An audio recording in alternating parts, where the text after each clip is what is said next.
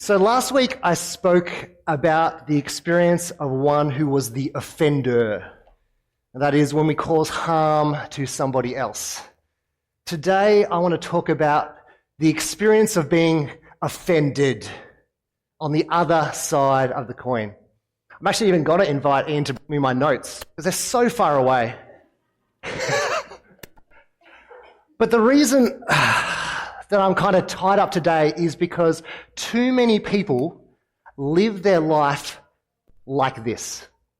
Too many Christians live their life like this. They try to parent like this. They try to start a new relationship like this. They try to make plans for the future while they are like this.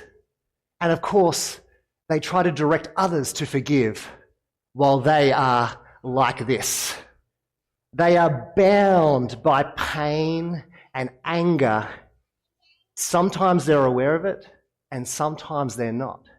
But when you are on the other side of pain, when you are the offended one, this is what ends up happening to us. Things happen maybe once, maybe twice, and we start to feel a bit more bound, whether we realize it or not. And this is why I want to talk about forgiveness as a spiritual discipline. Because we live in a world where we're constantly bombarded by opportunities to be offended or hurt. Okay? And sometimes these are legitimate.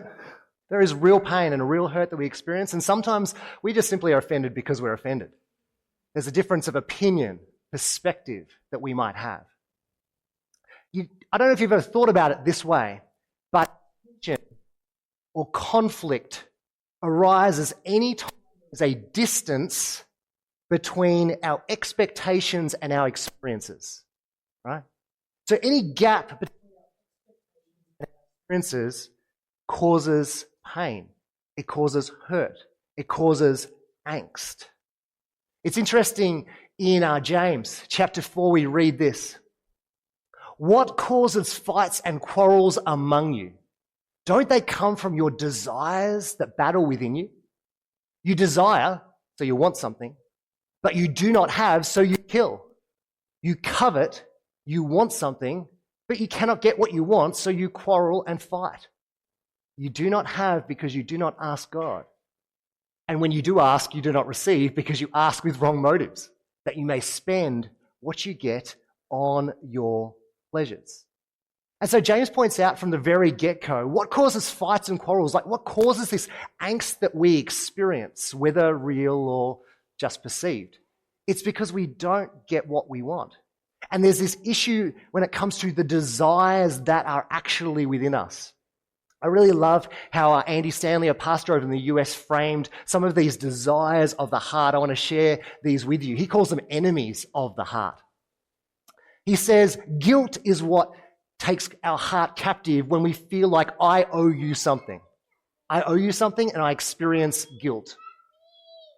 When I feel like you owe me something, I experience anger. You owe me. I didn't get what I want. Now, greed is when I feel like I owe me something, and that can take our heart captive. And jealousy is when we feel like God owes me something. Isn't that a great way of thinking about it? These enemies of the heart, guilt, anger, greed, jealousy, they all come from this gap that exists between expectations and our experience. And today I want to focus on this one, anger. You owe me. Because as we talk about the spiritual discipline of forgiveness, we need to recognize that the choice to not forgive is actually the choice of revenge. So the choice not to forgive, and it is a choice, is actually to make a choice, and that is the choice of revenge. And that is perpetuating the cycle of pain, of anger. We designate ourselves as the newest member of the Justice League, right?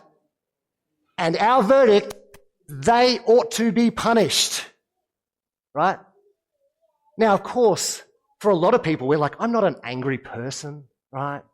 It's like I don't go out there and I don't create carnage and chaos, and maybe I don't go out there to deliberately destroy someone else's life, but we recognize that there can be both active and kind of passive versions of this revenge. A revenge that we have chosen when we choose not to forgive. When we choose that in our place of captivity, that is our option. You know, some people do produce revenge. We just call that that can be slander, you know. I just remember even from a sermon a couple of weeks ago, you know, when Jesus is healing people, and then the people from Jerusalem come down and he's empowered by the prince of demons, right? Now there's some slander for you, right? Okay. So sometimes revenge can be this kind of active slander. I'm going to get them back. They will suffer for what they did. But sometimes it's actually far more passive. It's still revenge, but it's something like this. I gave this to them, response that I wanted in return. And so next time, I'm just not going to give them my 100%. I'm not going to give them my best because my best wasn't valued. It wasn't appreciated. And so next time, they can get 75. And that's another form of passive revenge. And I'm perpetuating this cycle of pain as I choose not to engage with forgiveness. And there's a warning in this when it comes to a spiritual discipline, because unforgiveness doesn't just affect that relationship, that interaction that you have had with that person. It actually flows and grows into every part of life. Over time, the situations that are left unresolved get hotter and hotter. Maybe we experience that same situation in another setting, and our response is like so much more volatile than we had in the first case. And we're like, whoa, that blew me up. Why is that? I mean, this person cut me off in traffic. And yet at the same time, I've been cut off in traffic so many times, and actually it's becoming a bit of an issue. I'm a bit bound by my response, people's disrespect on the road. Or somebody brings a bad attitude into a meeting, or a student in a classroom, and suddenly it puts us on edge. Why are you behaving that way? And we feel the heat of a situation that isn't even about that student or that person, but it's the heat of unresolved tension, hurt that we've never actually dealt with. We've just decided to move on. But again, it grows. Not just my relationship with that relationship with everyone. We become more and more bound by more and more hurt, and we become more and more suspicious of people in the process. We start believing that people won't give us their best. We start believing that people will hurt us, and we anticipate that. And we can live in that space. Many people do, all the time. All the time. But Jesus says there is a better way. And this is what I want to tell you today. Jesus actually says there is a better way than being this person. We can choose to be this person. Many people live this way. There is a better way. You see, forgiveness is the choice to break the cycle of revenge. I don't know how you've been exposed to this concept of forgiveness before, but that is what forgiveness is. It's a choice to break the cycle of revenge. It's saying, I will not allow what this person did to me to control me any longer. Like, I'm not going to allow what this person did to me as the offended one to control me, to bind me any longer. So forgiveness is this letting go of our desire to hurt someone like we have been hurt, and releasing this to God. In fact, Paul, the apostle, Romans chapter 12, verse 19, he says, do not take revenge. He makes it really clear. He's like, he knows what's at stake. He knows what we are inclined to do. He says, do not take revenge, my dear friends, but leave room for God. Leave room for God. And I just love that phrase, because how much time and energy do we spend perpetuating the cycle, pushing God out of the equation because I need justice my way now, not realizing that by doing that, I am no freer than I ever was. Instead, God, you deal with this hurt with your perfect justice.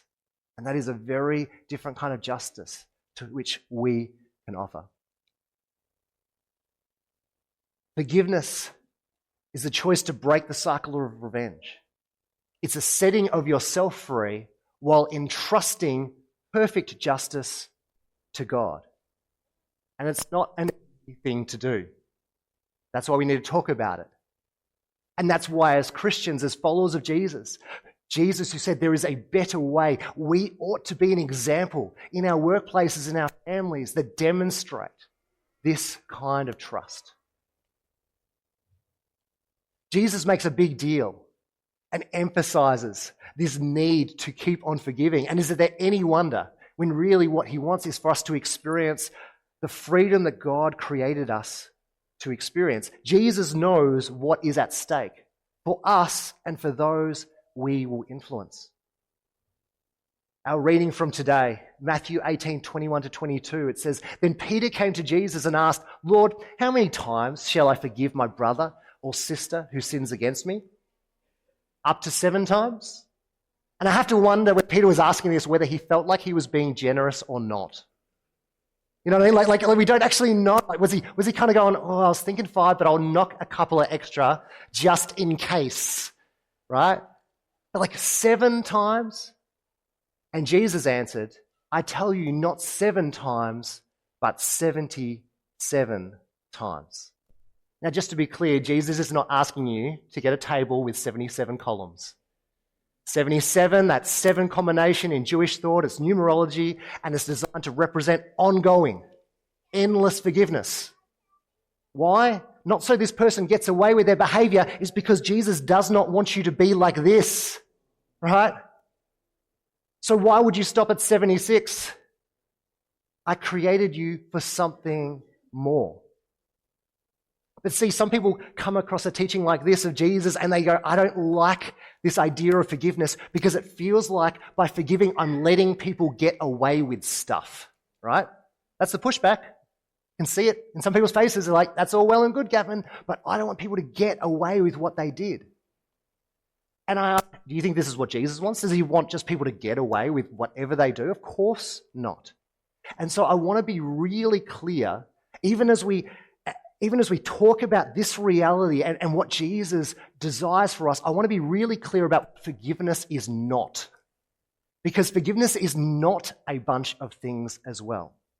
And I'm going to try and untie myself as I go through these. So let's see how we go. First of all, forgiveness is not condoning.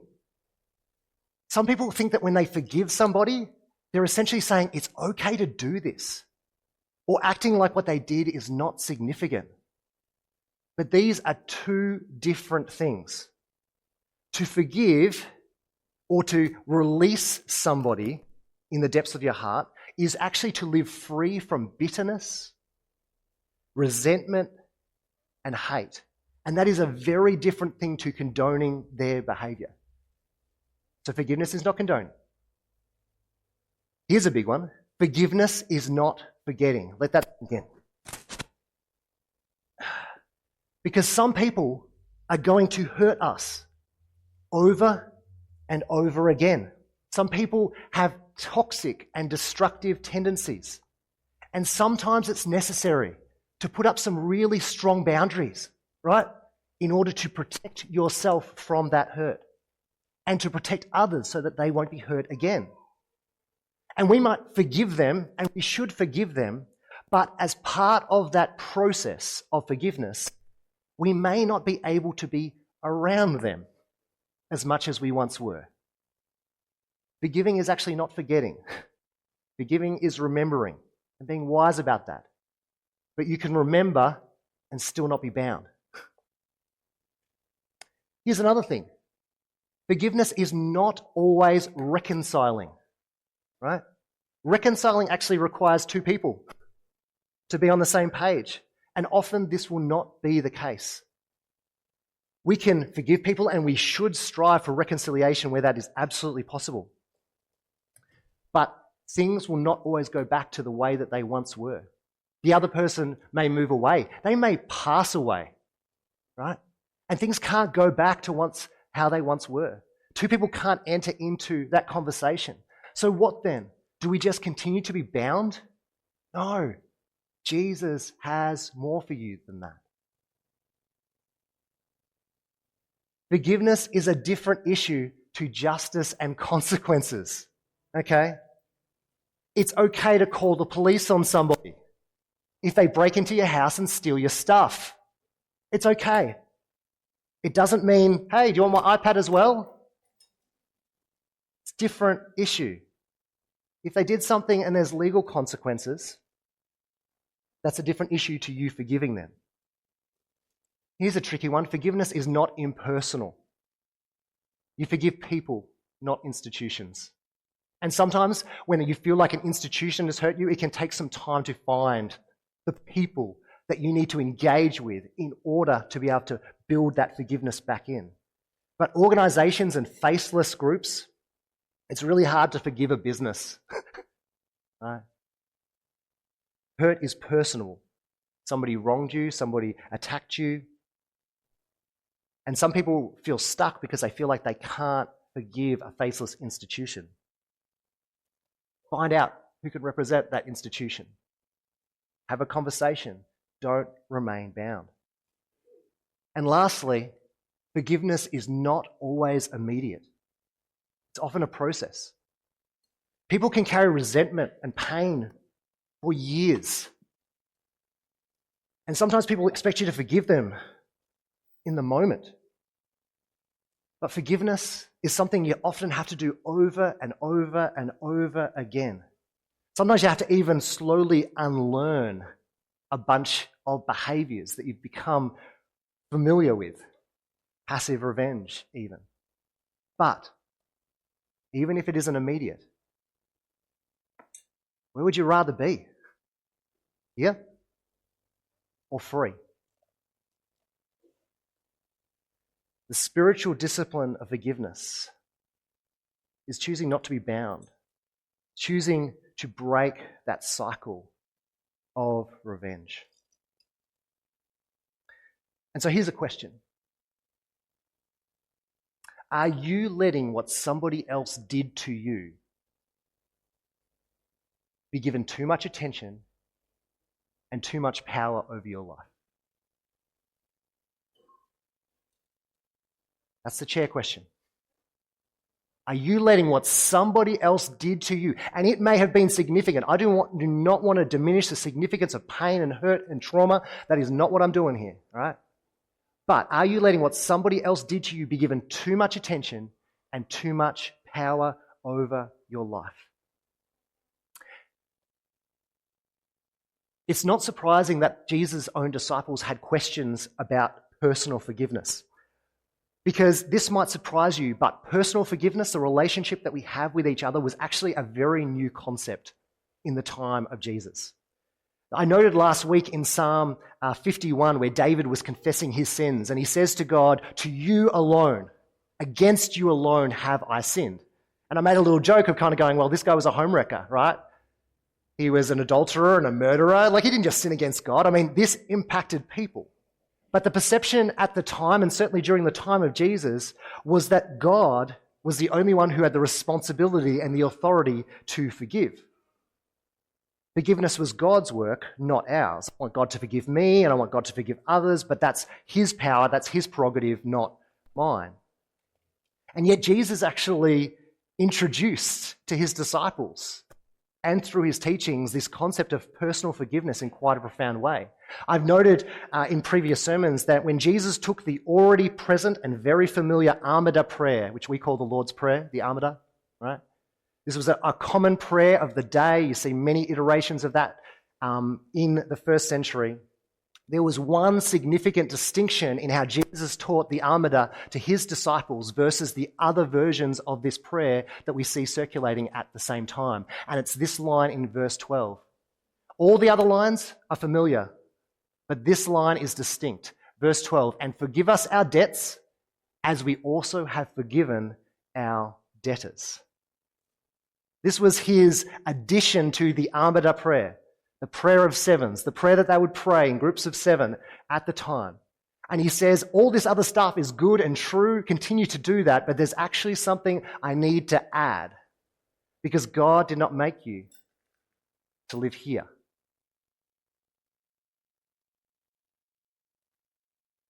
We can take it for granted, maybe. But it was actually revolutionary, this Jesus' insistence that we are actually invited into the forgiveness process. The way that we treat each other matters. And this thread runs through the entire Sermon on the Mount. The reason being is because forgiveness actually changes our hearts, going all the way back to the beginning, enemies of the heart.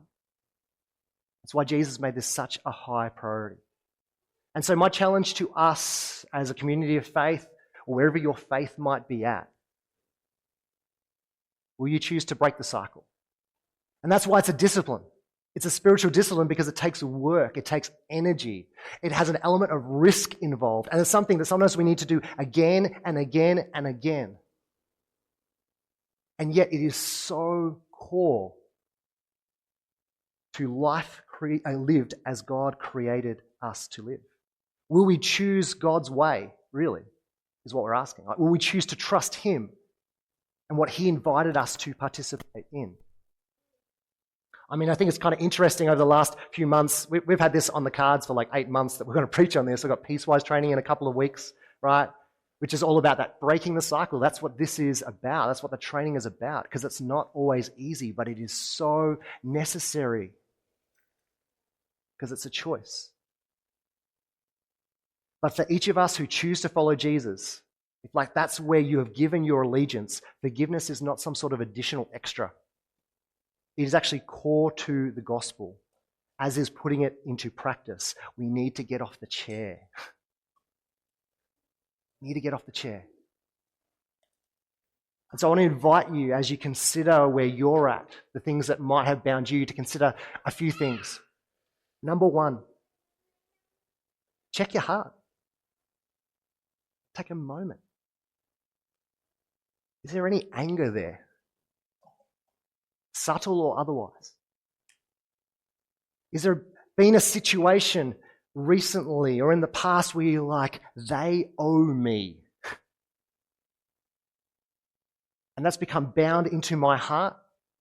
It's taken up resonance. It's not just affecting that relationship, but it's actually affecting my relationship with everyone. We check our heart.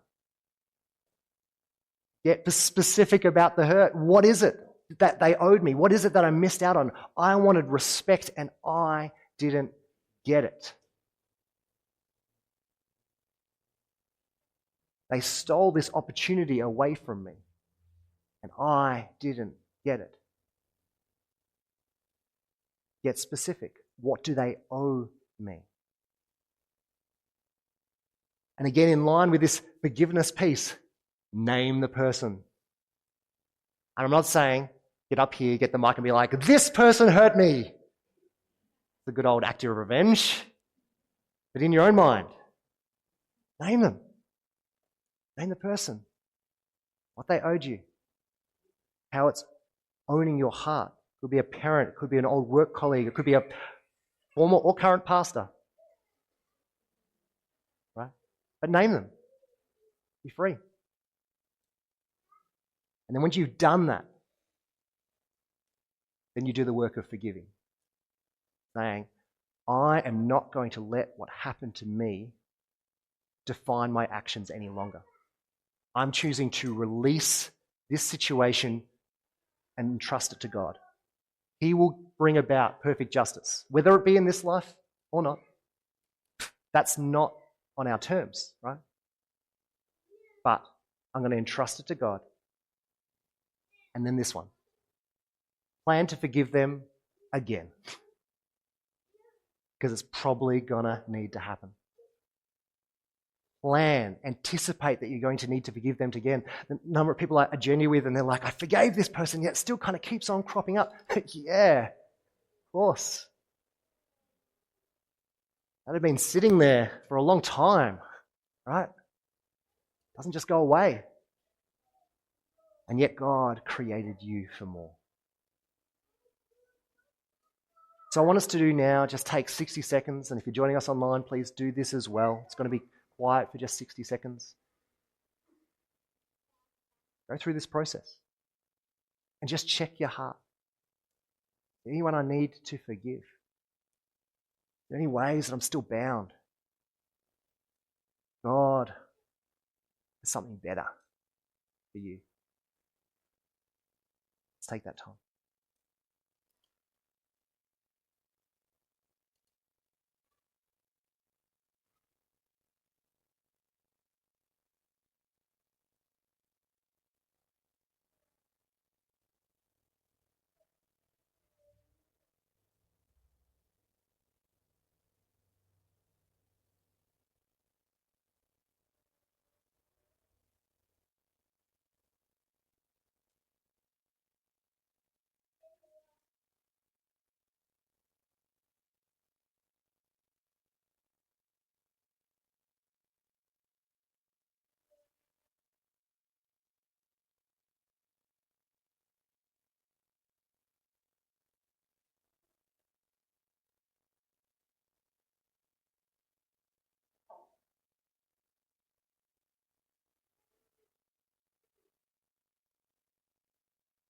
As we take this moment to pause, be reminded that you demonstrated the greatest forgiveness.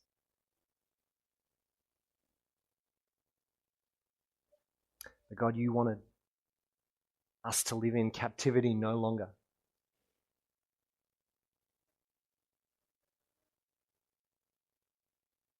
And God, for some of us, we're sitting here and we're really hurting.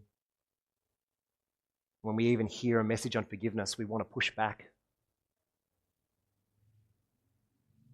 You don't know what they did to me, our heart screams. But God, you do. You know exactly what they did.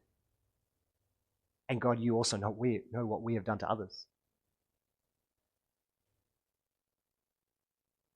But God, thank you that even here in this temporary life, you invite us not to be bound by the actions of others, but rather have our lives defined by trust in you.